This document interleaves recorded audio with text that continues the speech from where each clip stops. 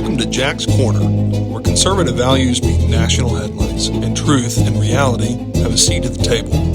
From Louisville, Kentucky, here's your host, Jack Richardson. Welcome back to Jack's Corner, where truth and reality have a seat at the table. President Trump is delivering for the people in a way that I've never witnessed in my life. Everything that all the experts warned would fail have dramatically succeeded. We are on the cusp of a great boom to the economy by the end of the year. You need to thank God for the tenacity, perseverance, and endurance of Trump against all his enemies, including some within his own party. In fact, they are your enemies and the country's enemies as well. I'm going to talk about some of those traitors who hide behind false virtue, and I'm going to talk about the problem with personality types like Musk.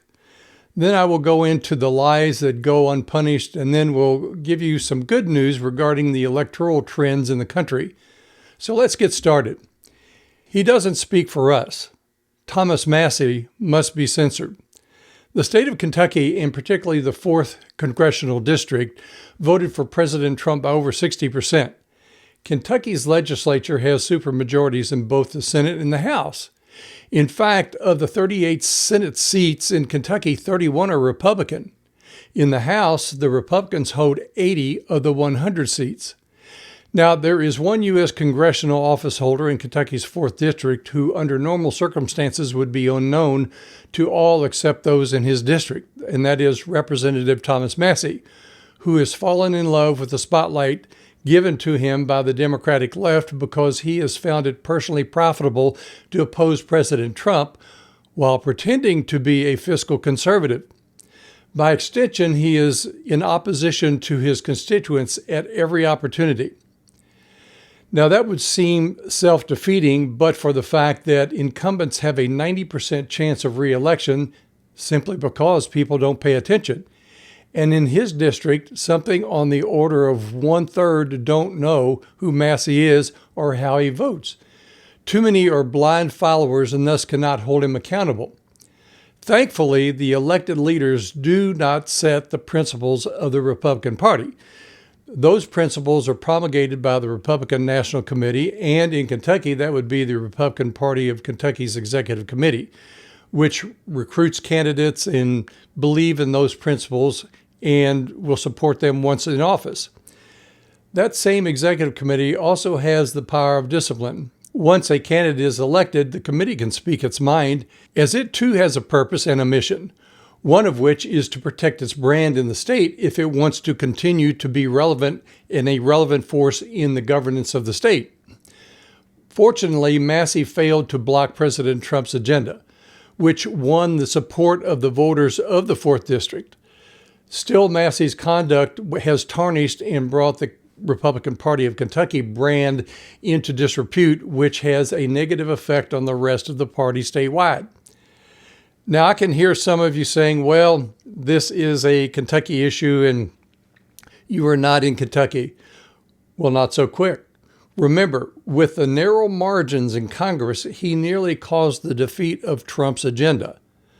The calls to me from the outraged Kentuckians demanding that something be done motivated me to speak out.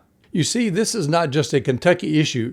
It is a national one, as there were other relatively unknown congressmen, about a handful, who opposed their own leadership. We have to be concerned about our districts, but how what is done in one district affects the entire nation. Massie has found comfort with the Democrat left because it gains him national attention, much like it did Senator John McCain when he cozied up to the far left, only to find out later when he ran for president that they would treat him like Caesar and stab him in the back. Of course, it was deserved, as he betrayed his Republican Party and voters despite the warnings. Massie, out of selfish ambition, was and is selling out the Republican Party that gave him his start, and that can't go unanswered.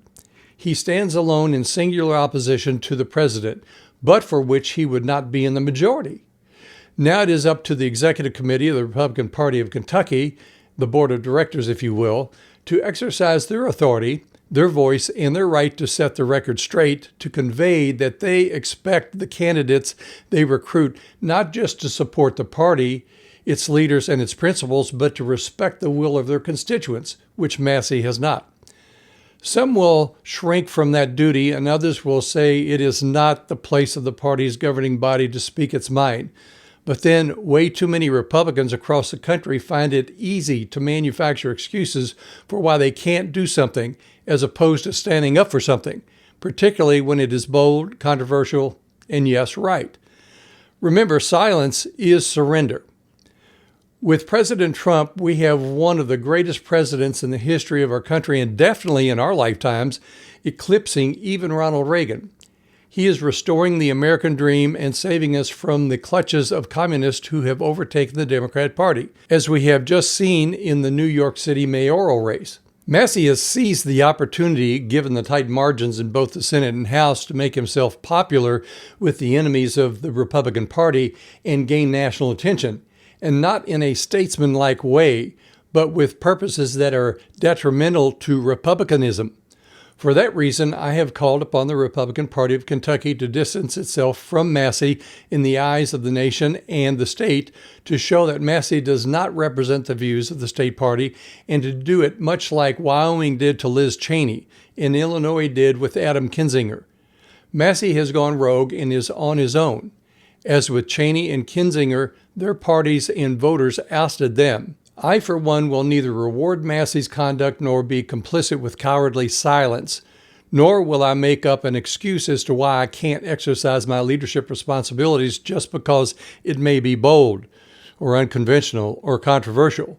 So I urge the rest of my colleagues on the Republican Party of Kentucky Executive Committee to step up and prove their leadership skills by standing up for President Trump, for those in the 4th District who voted for Trump, and for the rest of Kentucky's congressional delegation who have supported the president and our Republican principles. Now, I don't want to beat a dead horse, but to continue briefly on this topic with Massie, no thanks to Massie, we had something to celebrate on July the 4th. With the passage of President Trump's big, beautiful bill, the president and his administration can now begin the work of growing the economy and reducing the deficit.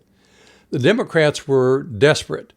They were desperate to defeat the bill so as to throw the economy into a recession and use it to beat the Republicans in 2026, a strategy Massie was oblivious to. The only good news about a Democrat sweep in the midterms is that Representative Thomas Massie of Kentucky's 4th Congressional District would once again become a nobody, which he was until he realized he could seize the spotlight given the tight margins in the House.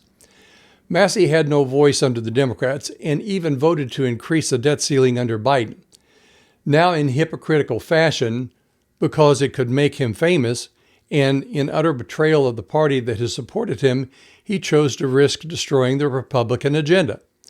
Had Massie prevailed, it would have impaired President Trump's leadership by defeating the centerpiece of Trump's agenda to supercharge the economy so we could grow our way out of the debt we are in. By the grace of God, the president and loyal Republicans prevailed, and many good things that were in the bill assure the country's financial success as well as that of the people. However, no thanks to Massie, we have the largest middle-class tax cut in history. No thanks to Massie, we avoided the largest tax increase in history. No thanks to Massie, we have prevented an economic collapse and recession. No thanks to Massie, we will have the money for continued border control, keeping illegal alien criminals out, and finishing the border wall and deporting the illegals that are here. No thanks to Massie, child tax credits will go up for families. No thanks to Massie, you will be able to buy a new car and write off the interest like we used to. No thanks to Massie, overtime pay, tips, and Social Security taxes are reduced or eliminated. This is not a complete list of the benefits of the big, beautiful bill, and while no bill is perfect, at least we didn't destroy and reject the good in pursuit of the perfect. Now, the question for my friends in the 4th District of Kentucky is, how does it feel to have voted for Trump, then supported Massie, who has opposed Trump at every turn? How does it feel to support a loser, a man who says he is a Republican in a heavily Republican district, but votes like a Democrat? While I do not live in the 4th District, I am in state leadership for the Republican Party of Kentucky, and I will give voice to many of my 4th District friends who have been paying attention and who are outraged at the betrayal of Massie, who has ignored the fact that his constituents voted for Trump by over 60%. So to my friends in the 4th District, it's time for a change, and I urge you to join the effort. We have a president who deserves our support. Now, this leads me to another problem facing Trump, and it's these weird psychotic types. You know, there is a danger with certain personality types, and that takes me to the topic of Elon Musk. He was a risk from the beginning, lacking any political instinct. Now, it paid off short term, but as I predicted with the torrid and quick love affair that Musk had with Trump, leading up to the election, it was inevitable that the relationship could not be maintained long term. There were certain factors that were profoundly evident, but at the time the benefits outweighed the risk. Certain dynamic individuals have personality quirks that just comes with the territory. You just hope that the positive outweighs the negative. In the instance of Musk during the campaign leading up to and shortly after the election, it was a huge positive. But as any astute observer could tell, Musk, given his reported Asperger's syndrome, was socially awkward and lacked the nuances and fine-tuning needed in the political realm. In his particular endeavors and skill set, aside from the syndrome, he is exacting as his profession demands. After all, when you are propelling rockets into space with human cargo, you have to have everything perfect to avoid disaster. However, in the political world, the variables are great, and you are dealing with some of the most inept people who fool their way into elected positions and posts. They unfortunately have a vote, and the power and authority that comes with it, and no matter how precise you want your legislation cures to be for the good of the people and the country, it simply is not going to happen. Clearly, Musk did not understand nor appreciate that, and when Trump and the Republicans were pushing the big, beautiful bill and compromised in order to get some of the most essential parts passed, Musk acted as if he would in one of his companies where he shouts out orders and demands and expects not to have to compromise on anything. That's not how the world works and not how the world of government works. Adding to his corporate style of social awkwardness, given his syndrome, he has a penchant for vengeance, peevishness, and unhinged verbal diatribes ungoverned by any sage wisdom. As we have seen recently, he has had to apologize to Trump only to reoffend again a few weeks later. Now, in a wild, reactionary way, he has decided to start a new political party. Our government is not set up for a three-party system, and when it has been attempted, it has always failed. Moreover, and assuming arguendo, if Musk was successful in forming a third party, he would quickly realize that he would have to compromise more with three parties than Trump had to with two in order to get anything accomplished.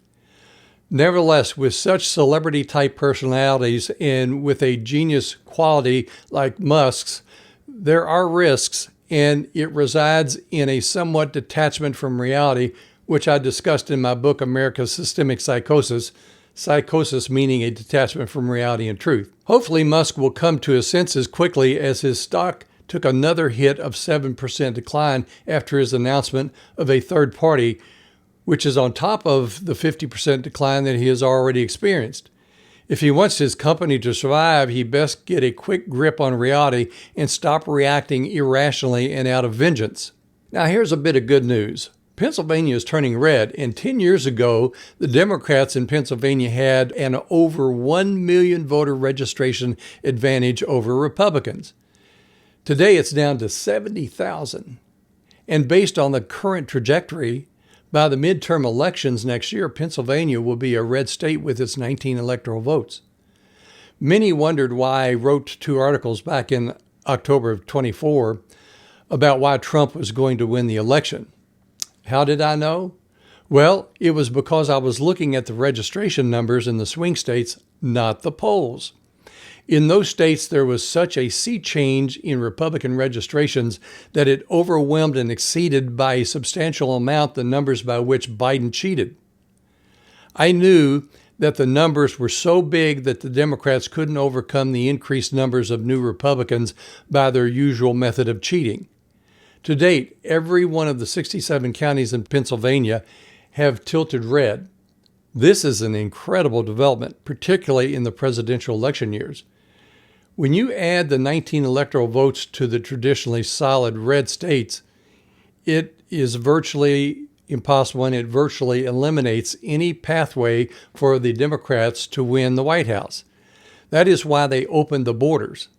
The Democrat left are traitors, and if I had had my wish, and if I did have my wish, I would find them all in jail for it, because it was a treasonous act not defending the country. There is even more good news, and that is in the 2030 census, the blue states will lose 10 congressional seats, and that means 10 more electoral votes that will go to the red states. So the bottom line is there just aren't enough transvestites and every other kind of deviant to make up the difference for the Democrat left.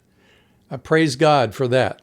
Now for one last topic, and that is the lying and the deceit of the left, and it won't stop until they are held accountable. And that means they have to be held accountable by you.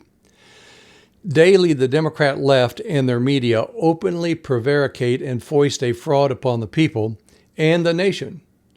Remember, opinion devoid of fact is fraud. Unfortunately, common sense people struggle to point out the lies of the left, but they are so manifold there isn't time to cover them all. The solution is really simple. Just as Bud Light served as one example to all of corporate America and the corporate world of what could happen to them, it serves as an example of what will befall the rest who engage in such activity. But the example must be made, and you are the ones to do that.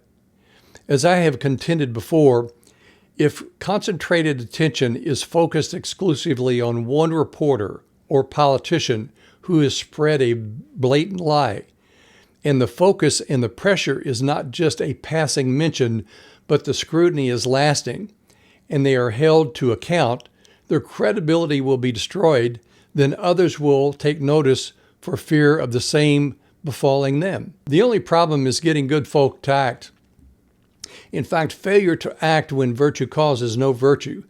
So think yourself not so good if you sit back while evil advances.